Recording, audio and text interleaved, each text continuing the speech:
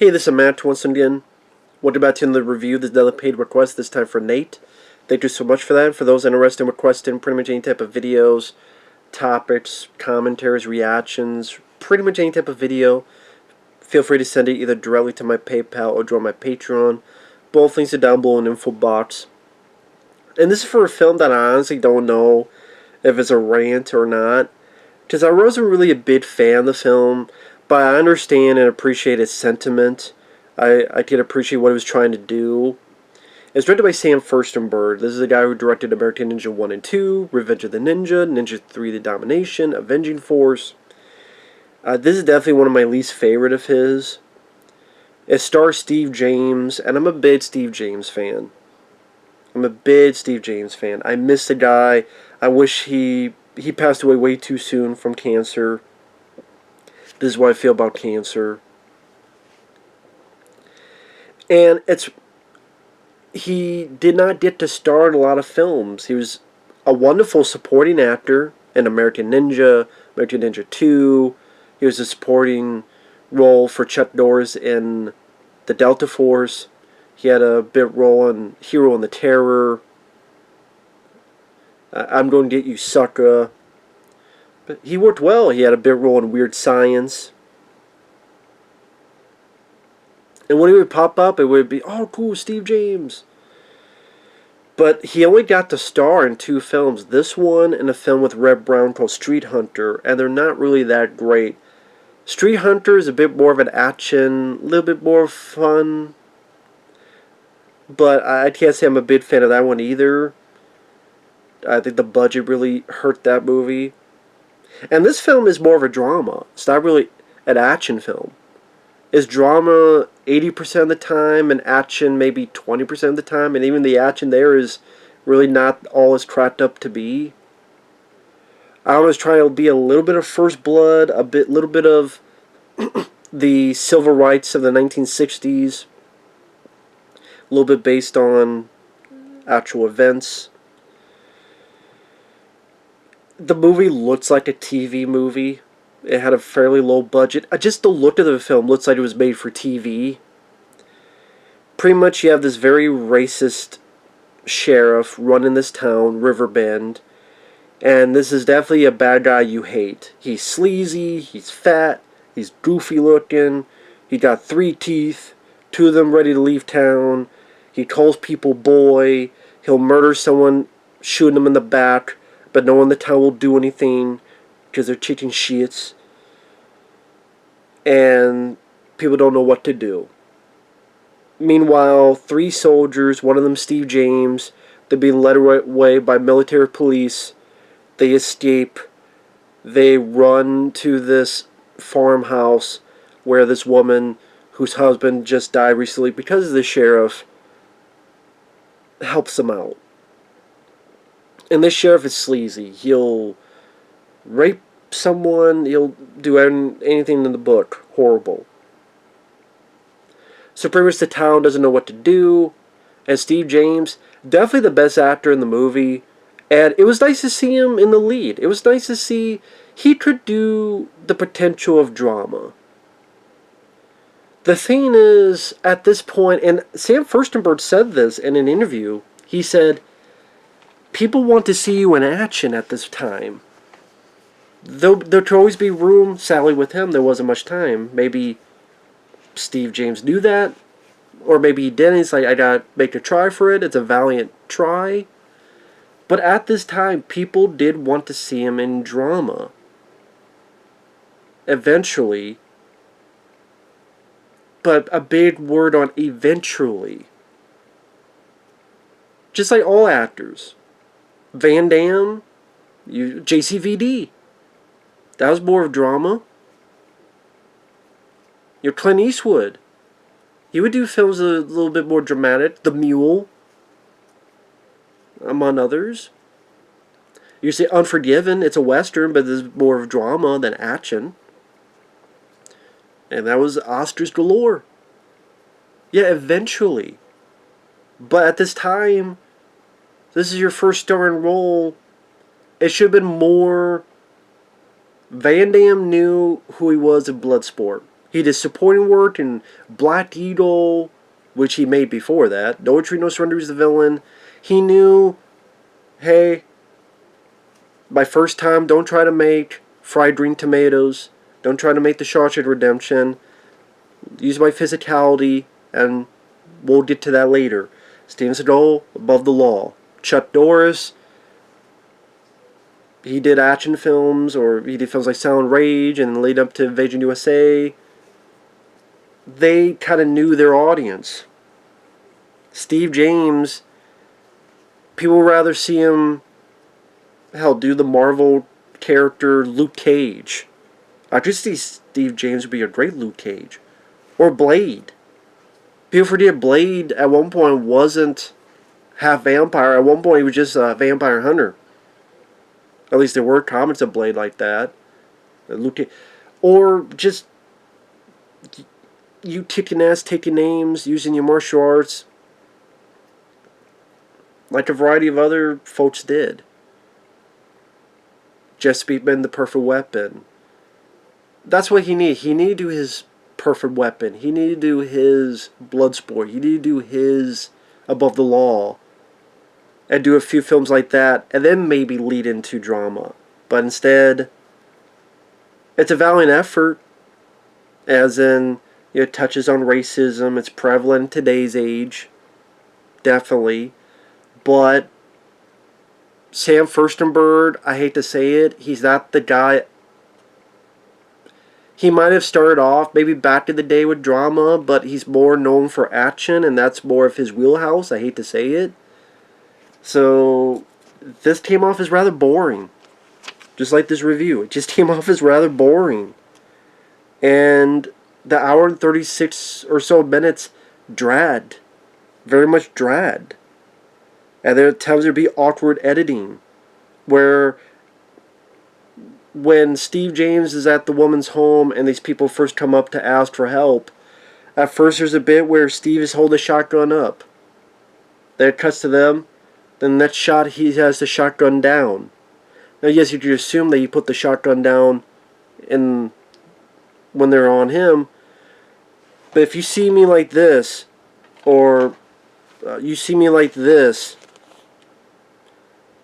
then I cut to something, all of a sudden it's down, you'd be like, it just come off as a bit awkward. And they start training the town. They get all the white people, and they even say, listen, you're a good man, but you're white. And that's your problem right now. I'm like, okay. I mean, granted, you say nobody tried to help. So how guilty are you when you stand by and you don't help at all? But they're put into the church. Steve James had his two cohorts from the beginning. One of them is not really much of a character. The other is just angry and trying to be a hothead and disagree with anything Steve James says.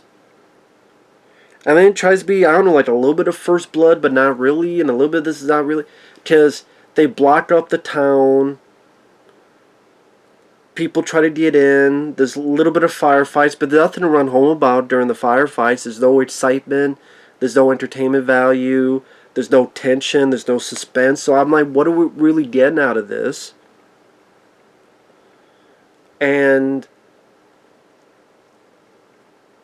they occupy the town. The hothead team member gets the sheriff and the mayor to fight, and the sheriff stabs the mayor, which that doesn't help much of their cause. They're waiting for the media to arrive because they'll tell the story about what's happened in this town, this and that. And I'm sitting there going, this ain't going to end well. This is bullshit.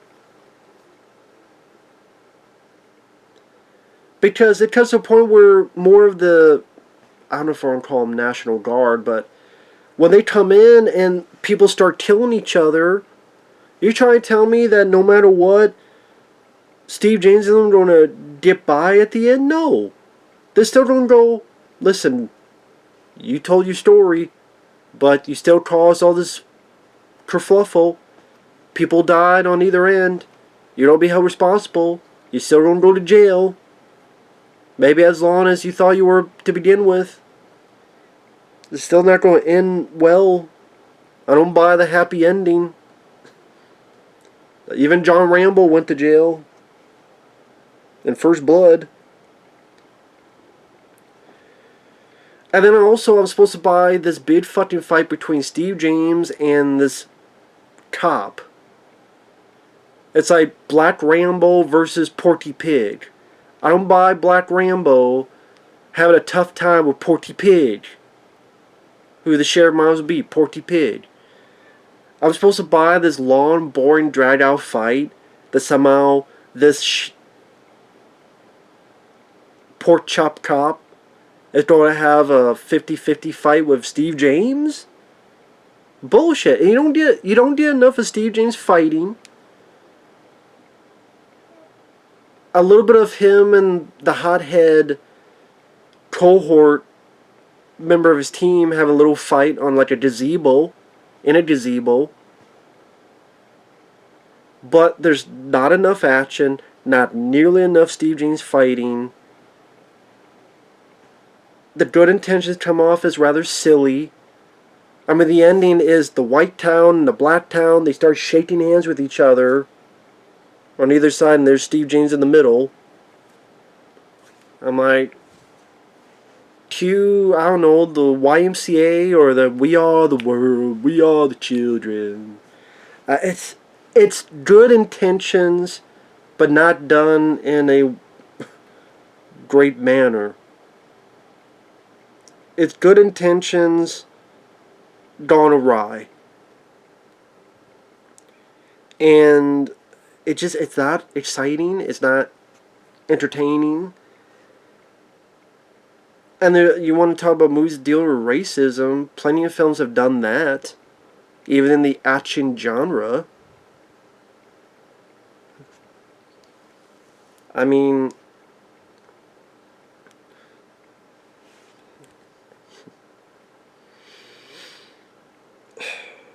the one bit in Blade 2 with Ron Perlman, do you blush? What do you think that implies? And Blade fucks him up, Ron Perlman up royally. It's just, I guess if you go into this expecting a drama, you get what you want, what you desire. But when you see Steve James and you see the VHS cover and you're expecting, hey, it's the director of American Ninja 1 and 2, you don't expect a different type of movie, and you're not going to get what you're wanting. I'm not saying it never deserves a DVD release. I'm not saying that. I'm not saying it should just be stuck on VHS. But I would never watch this film again. And it's sad because I like Steve James, and Steve James does a good job. But that alone cannot make me rewatch the film again. Because Steve James, I get a lot of entertainment out of him in American Ninja 1 and 2, especially 2. Hell, American Ninja 3, I get Steve James entertainment out of. And I think for his starring role, that should have been more of the direction he went in. And it also makes me mad because we got so few. And Steve James should have been a star. He should have been a big star at this point. He should have gotten the lead in American Ninja 3. That's what should have happened. He should have been the American Ninja 3. But let's be honest, sadly, because he was black, I think that's why. He didn't get it. I'll pull that card in this instance. Just guess what? Steve James was better than David Bradley. David Bradley was not up to snuff. And I liked him in, what was that film? The one that's wannabe John Woo. But I did enjoy it. I forget what the hell it was called now. It was one that takes place in a prison. I remember liking it quite a bit. But, hell, that could have been Steve James in that role, too.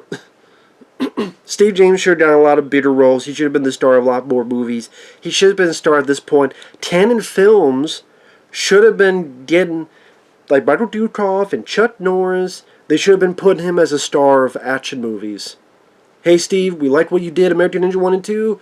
You're going to be star of American Ninja 3, and you're going to be star of these other movies. That's what they should have done.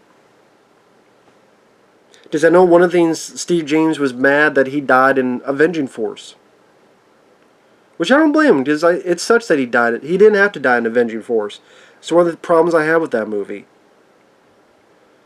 And Sam First's Bird is like, okay, you died, then I'll direct this and you're the star. But yeah, Sam First's Bird wanted to be more of an action film, but Steve James wanted to be more of a drama. In my opinion, I think that's a mistake. But hey, it gets a decent rating on IMDb. People appreciate the drama I was trying to showcase. Again, I appreciate the intention. And I appreciate Steve James. I miss the guy a lot. Big fan of his. But I think this was too early to try to do that. And the ending, it's a very sappy song at the end. It's a lame film with little action. That's the way I looked at it. Around this time you have films like Mississippi Burning, which are much more stronger attributes of dealing racism. A Time to Kill. A lot more films that are much more hard-hitting in terms of that. So, Riverbend, I'm not really a fan of, sad to say. So, with that said, thanks for watching. Take care. We'll see you guys later. Bye-bye.